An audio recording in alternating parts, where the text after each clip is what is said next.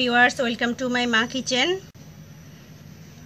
আমি আজকে আপনাদের দেখাবো সবচেয়ে সহজ উপায় কিভাবে আপনি এই ঝামেলা যুক্ত এই লতি পরিষ্কার করবেন। যারা আমার চ্যানেলকে সাবস্ক্রাইব করেছেন তাদেরকে অশেষ অশেষ ধন্যবাদ, আর যারা সাবস্ক্রাইব করেননি তারা প্লিজ দয়া করে আমার চ্যানেলটাকে সাবস্ক্রাইব করে নেবেন নতুন নতুন কিছু পাওয়ার জন্য।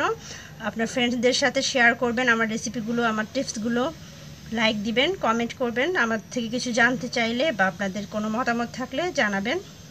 তো চলুন দেখি এই সহজ উপায়ে কিভাবে আমি লতি পরিষ্কার করা দেখাবো। আমি এখানে কিছু লতি নিয়েছি। লতিটা পরিষ্কার করার পূর্বে আপনারা 10 মিনিট আগে লতিটাকে ডুবন্ত পানিতে ভিজিয়ে রাখবেন।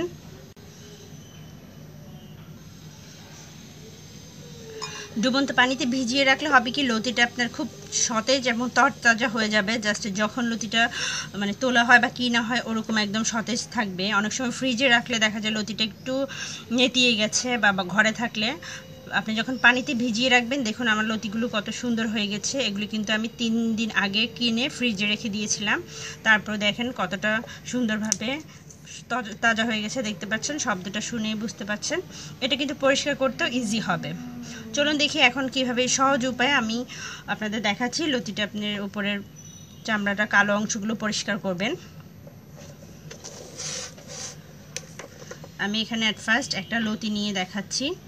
এই যে একটা লতি দেখতে পাচ্ছেন, এটা তো অনেক কালো দাগ। আপনি ফার্স্টে এভাবে হাত দিয়ে এই সাইডগুলো সরিয়ে নেবেন।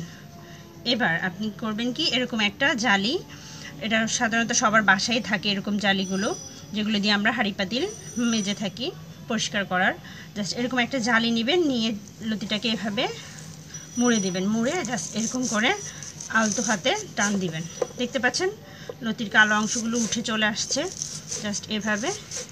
এটা করতে মনে হয় না আমার খুব বেশি সময় লাগবে, আপনার কাটা বা ছাঁচা এসব ঝামেলা থেকে। এভাবে করলে দেখেন কত সুন্দর ওয়েতে লতিটা একদম পরিষ্কার হয়ে গেছে।